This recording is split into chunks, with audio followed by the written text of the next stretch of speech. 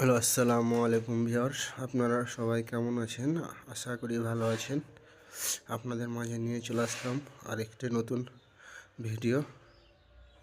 আপনাদের ভিডিওটি কেমন লেগেছে অবশ্যই কমেন্টে জানাবেন। আমাদের এই কাজগুলো আমরা সিমেন্ট বালি দিয়েই করে থাকি। আমরা এই কাজগুলো বাংলাদেশের সব জায়গায় গিয়ে করে থাকি। আপনারা চাইলে আমাদের সাথে যোগাযোগ করতে পারেন।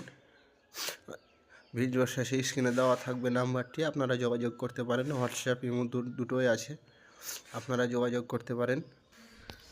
এবং ভিডিওটি ভালো লেগে থাকলে আপনারা সাবস্ক্রাইব করতে পারেন এবং কেমন হয়েছে কাজটি আপনারা কমেন্টে অবশ্যই জানাবেন। আপনারা সবাই ভালো থাকেন।